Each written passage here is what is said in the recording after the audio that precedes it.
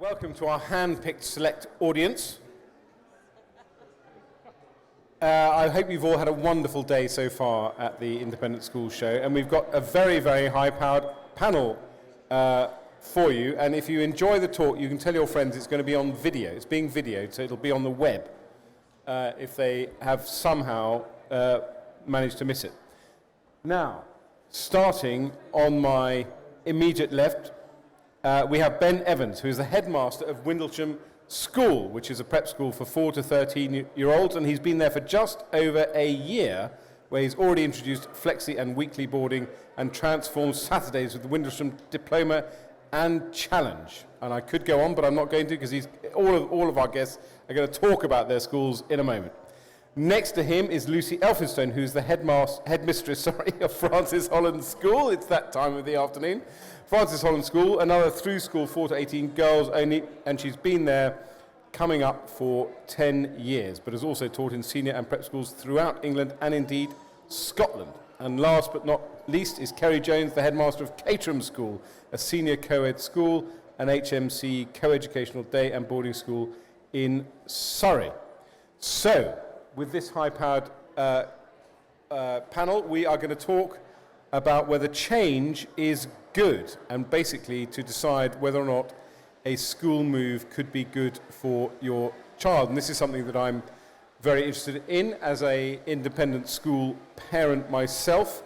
In my experience, there does come a point sometimes when your child themselves may decide that they want to move school for a whole variety of reasons. I had a niece, for example, who decided to leave her London day school because she was there with her twin sister and decided that she just wanted a bit of space. But you do find, I think, as your children get older, that they will start perhaps to assert themselves. And also, in my experience with my own daughter now, who has a wide range of friends, which they all meet through Instagram, she obviously now knows many, many more schools than the school she is actually at. But I digress. I'm trying to sort of dominate the conversation, and I'm just a cipher for these incredible talents. So let's start with Ben. Tell us a bit about Windlesham House. I left off most of the stuff here because I knew you were going to tell us about it. Thank you, Ed. Hopefully you can all hear me. Good afternoon, everyone. So Windlesham House School is a school for 4 to 13-year-old children, girls and boys. We're situated in the South Downs National Park in Sussex on a 70-acre site. And our aim is to ensure children still have a childhood. So we believe it's perfectly possible to have a fantastic education, academic excellence, a full curriculum, a total curriculum, but also ensure that children right through to the age of 13 have a childhood, have the freedom to explore, to be creative, and to be independent as well. We're a boarding school, so traditionally, as the oldest prep school in the country, we have been full boarding for many, many years, since 1837, but we also now have flexi boarding and weekly boarding, because we want our boarding to suit our families as well. We want it to work with your family lives, and we understand that for many of you, you would like to see your children at weekends. You want to have that time with them. And we believe that we can offer a really enriching school week, and then children can then choose whether they wish to go home or not. You may find as they get older they'd rather stay at school.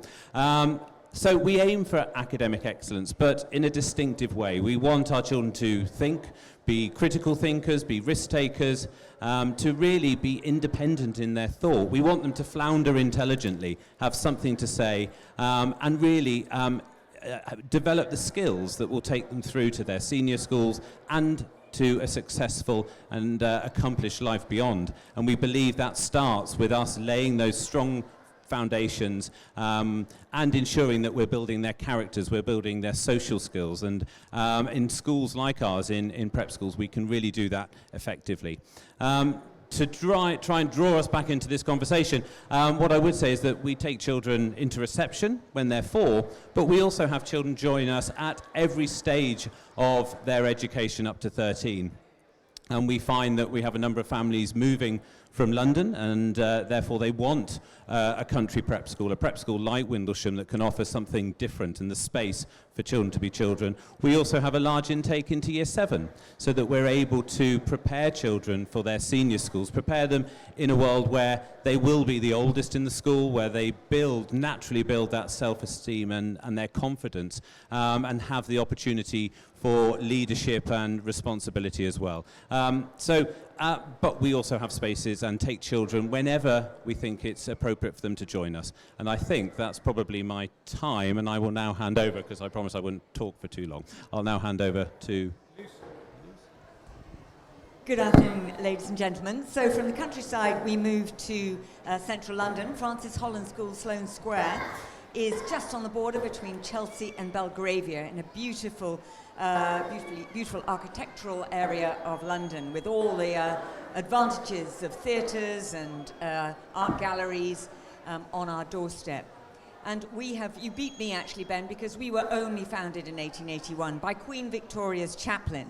So we are a Church of England school, which sounds terribly traditional, but it couldn't be more different from that. We are certainly a school with a difference, and we're renowned throughout London and far beyond as being a school where girls are creative, curious, and courageous. And some of the words that you mentioned there, Ben, also resonated with me, because when we talk about change, we want the girls to be change makers in society, and to be the change and to be the difference in the world around them, which often means, of course, change within themselves. And we major on ensuring that the girls develop their character, their resilience, and as I said earlier, their curiosity and their creativity. And the extraordinary thing is that we have found that as we have majored on giving them opportunities to take risks, to fail well, to fail better, so their confidence has grown, their strength of character has grown, their ability to take risks, which I have to admit girls aren't so good at doing, has grown too. And in the slipstream of that growing inner strength, our exam results have just gone up and up and up on the most extraordinary trajectory. But that's not what we major on at all. We tell every girl that that she is loved just as she is, that she's loved whatever she does or doesn't do. And I think that gives her the confidence to have a go at things and to succeed and to persevere. So somebody who was rather ignominious, not very bright, said, "Life is like underwear, change is good." But change is not in itself intrinsically good. We could give the corollary of stability is good. And both in certain circumstances can be right. And we aim to find the best place for each individual child, no matter what her character. So our junior school children, about half, will change at the age of 11 and go to another school. It may be a co-ed school, it may be a school in the country, but about half of them will stay on, and some will continue 14 years in our school, because parents, having found a school where the ethos and the values resonate with their own, they want to stay there. And at 16 plus, after they've done their GCSEs, a very small number of girls now, much, much smaller than in years gone past, look at perhaps moving then to a co-ed school, where they hope to encounter that rare species, a boy, and find out if that truly is real life or not. They quickly discover that they're mistaken and often return back to us a few weeks later. And I'm not kidding, they often come back, but they sometimes go on and change at 16. So I'll hand over now to Ceri. Thank you, Lucy. So I'm Ceri Jones, Headmaster at Caterham School. And I suppose I fit neatly in between both of the previous speakers. Caterham is between the country and the town. We are about half an hour on a train ride out of Clapham Junction on a 200-acre site in the Surrey Hills. We are a co-educational school with pupils in our school from the age of 4 all the way through to 18. We're a school that has outstanding academic results, but we believe that education is about more than just results, and the results don't define your sons and daughters, nor indeed our school. The most important thing to us is pupil experience and ensuring that we have a school environment where our boys and girls can come to school throw themselves into a whole range of activities, enjoy being at school, be allowed and encouraged to get things wrong and learn from that, and build a culture where success comes from feeling safe and secure. Put very simply, we believe that you can encourage our pupils and indeed our teachers to achieve incredible things by creating a nurturing, warm, supportive environment where they, as pupils, know that we know who they are, encouraged to grow and be who and what they want to be, where being at school should be enjoyable and should be fun. And that doesn't come at the expense of achievement or ambition, but we believe at Caterham that academic excellence is underpinned by strong pastoral care. And I think the other things that I would say about the school is that well-being, that area of ensuring a culture where people are known and valued, underpins everything we do. So in addition to great results, and in addition to well-being, we're also very strong in the space of digital and innovation, and also in terms of metacognition, that we're very keen to pick up some of the themes from our previous speakers, that when our pupils leave school, they are comfortable with uncertainty, that actually they're comfortable with change, because that's what life is. That's what's in front of all of us most of the time. What's in front of us isn't necessarily what you expect, and part of our job as educators is, yes, to help our young people achieve great things across a whole range of areas, sport, music, drama, and of course academics, but also to feel comfortable that whatever's in front of them, they can have a go at for themselves, so that as young adults moving out of school into the real world, there's nothing in front of them they can't have a go at. In terms of entry points, to pick up on the theme of change, well, we have an intake at reception at the age of 4. We have an intake at the age of 11, at 11 plus. We have a 13 plus intake, and we have a 16 plus intake. Interestingly, at 16 plus, again, we have those girls coming to us from those single-sex girls' schools who want to encounter real, men, boys, whatever you want to call them. Most of them actually stay with us, and at 13, a big intake of 40 or so pupils into our school, both day and boarding. So lots of points of change there. But what I would say in relation to the topic today, we work really hard to make sure that all of our pupils can come on that whole journey, can join us at the age of 4 or 11 and stay with us all the way through school to the age of 18. That doesn't mean, however, that they are allowed to become comfortable on that journey. That at key stages, whether it's the age of 11 or 13 or 16, we have a shake-up within the way the school works for them as individuals. So it feels different as they transition through the school, so that they don't become bored of that school experience. So I'll stop there. Ceri, thanks so much. I'm doing a little experiment. I've been doing all these talks from standing at the lectern because we had a microphone drought, but I'm going to try, because this is the most cooperative panel I've worked with during this day, to see if I can sit next to them, sit next to greatness, and hopefully share the microphone between the four of us. I'm very interested in all of this, and I mentioned earlier about why kids might change school, but one thing I'm interested in is the structure of schools, which I'd love our panel to reflect on, because Ben, you by definition will say goodbye to all your pupils age 13, whereas Lucy and Ceri won't. Now I suspect, Lucy, you mentioned that your school was founded in 1881, that has also changed to become 4 to 18. I know that my old school, St Paul's, has flirted with a co-ed 6th form. I just want each head to reflect on the pressures they might feel, pressure might be the wrong word, about how to adapt their school to the needs of parents. For example, kicking off with Ben, would Windlesham House ever consider going to 18 because that's what consumer demand, if I can put it that way, might be? Thanks, Ed. It's a question our parents ask us every year. Please go to 16. Please do go to 18. We don't want to leave.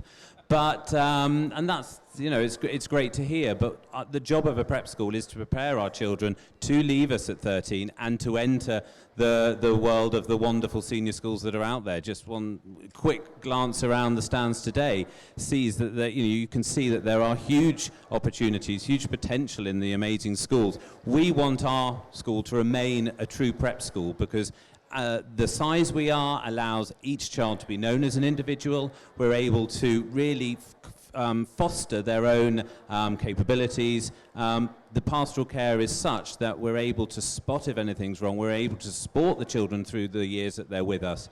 And then when they get to 13, for the only time in their school career until they're 18, they will be the oldest in the school. And that year, that top year in prep school is such an important one. It allows them to not only attain academic excellence and success in everything they approach, but also the leadership responsibilities, the responsibility that they get from being the oldest ones in the school and looking after the younger ones gives the prep school that family atmosphere that we're looking for. So we won't be going to 18.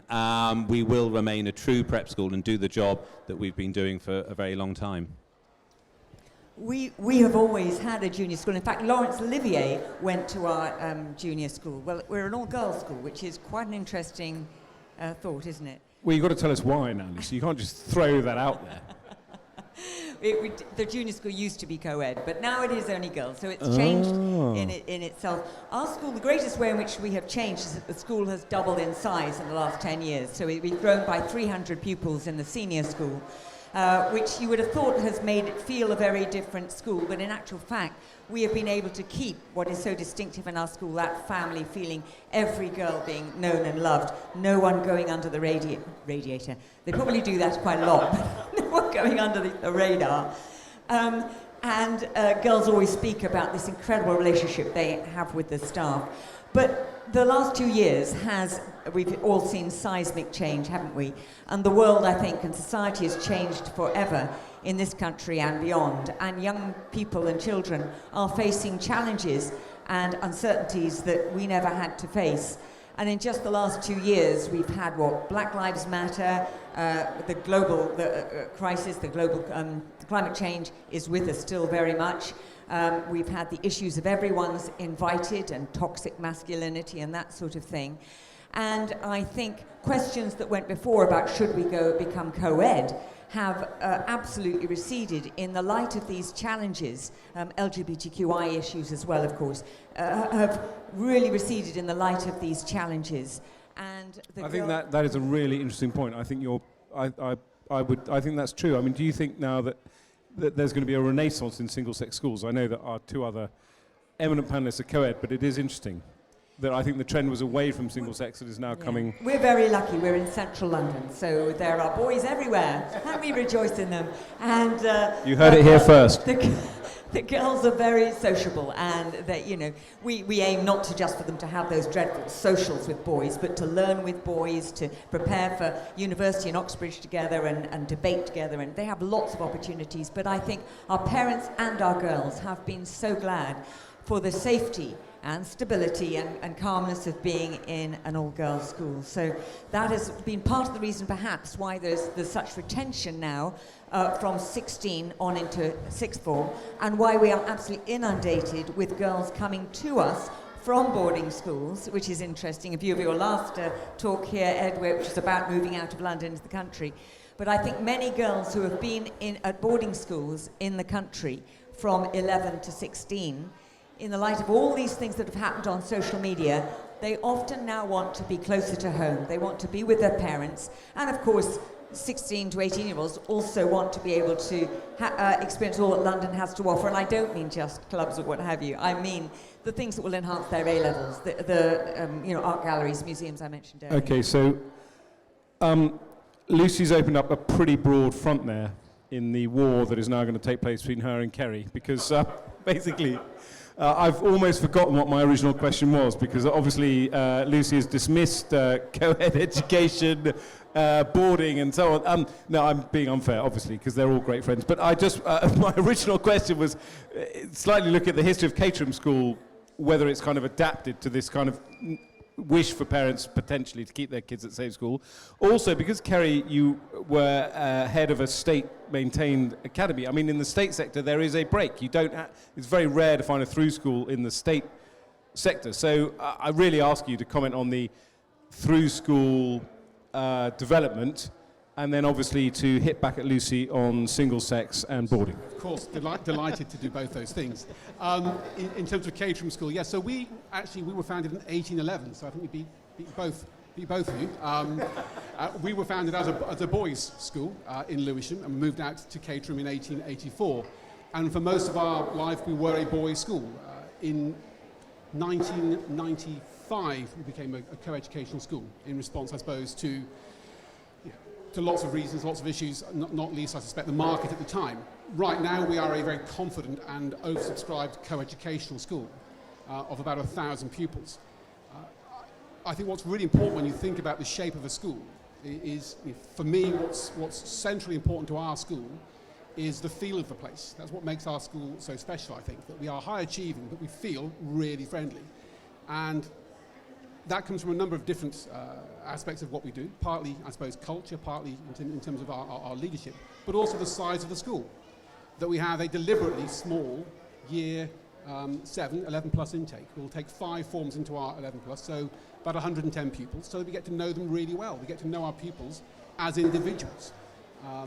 We add then this other 50 at 13 plus, so the year group grows to about 150. Again, so that we get to know those pupils individually and have a chance to become known for who they are, and that we can adapt what our offer is to who they are, because that's what any great school is doing. We're not just offering this is what we do, fit into it. We're saying, who are you and how can we help you thrive in our environment? So the school has changed and it has adapted, and there's pressure right now at our school to grow, because we've got lots of people who want to come.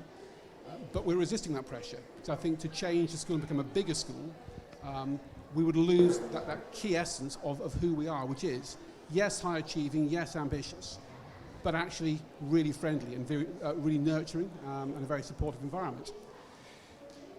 In terms of the co-educational debate, and again, I'm not sure we necessarily will disagree massively.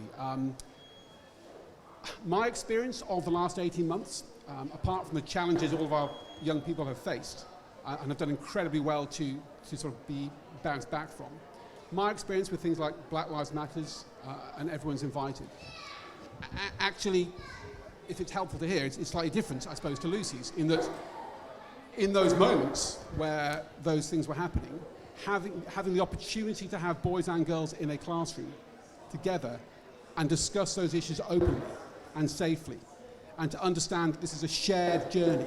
We have a shared responsibility, and not to dig ditches and jump into ditches, but actually have an open and honest conversation, led by me. So back when all this was happening, I spoke to every year group and opened up the conversation, not just as a head, but also as a father of 2 teenage daughters.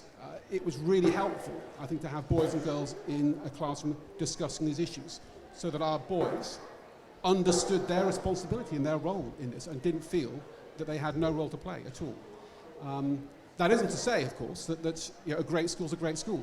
And I think it's not that we're going to segue into a conversation about co-education or single sex, but there are some amazing single-sex schools out there. I've worked in some of those amazing single-sex schools, and there are some amazing co-educational schools. And for me, there are 2 issues. One, it's about what's going on in the classroom. Is the classroom teaching fantastic? And the other issue, increasingly when I talk about this issue with parents, is to talk about diversity in its broadest sense, not just about co-education. So I think what most of us are beginning to understand and accept is that having differences of opinion in the school, different perspectives in the classroom, whether it's gender or otherwise, is hugely important to help our children, your children, become successful young adults, because that's the world they're going to be moving into, and the ability to recognise and understand how to get the best out of different kinds of people is surely a really important life skill for all of them. Thanks so much for that, Ceri. So I should say that we are going to open this up to the audience if people want to ask some questions, which will make the microphone issue even more complicated than it already is. But I want to ask our heads briefly if there are, clear moments when kids or indeed parents change schools. Clearly, Ben, you, by definition, as I said earlier, your kids are going to leave at 13. So what is is there an incoming moment when halfway through the school journey, as it were, you're suddenly going to get an influx of parents saying, actually, we want to move our kid from their state primary school, or we want to move them to Windlesham because we're preparing them for senior school, and to our 2 heads from through schools, Do you, again, as speaking as a layman, do you get a lot of incoming after GCSEs, for example? Would that be when a key moment happens, when suddenly parents or indeed their children are thinking of change? Let's start with Ben, though. Thank you. What I would say is I think over the last 12 months we've seen a huge shift in movement from schools, because parents suddenly think, are we going to put up with this? Do we need to? So much has happened. Our children's education is too important not to act when we think it's right to act. So we will see parents come to us because they just don't think that their children are getting the right education or the scope of education, the breadth of education they want them to have in their state primary, for example. Or they're just not that happy. They're not thriving. And we all want our children in our schools to thrive and to flourish. And that's what we spend every day making sure happens. And as parents, you will notice that perhaps your child is not skipping into school as they used to. Perhaps they're not taking advantage of everything that's happening in the school because perhaps the school is no longer right for them. And I think it's important as parents and as schools that sometimes we accept, no, it's just not the right school, but there are other schools that will be a much better fit. And that's what we're seeing, that children perhaps aren't committed to that journey through 4 to 18 school because it was the right school when they joined, but it's no longer the right school for them because children change.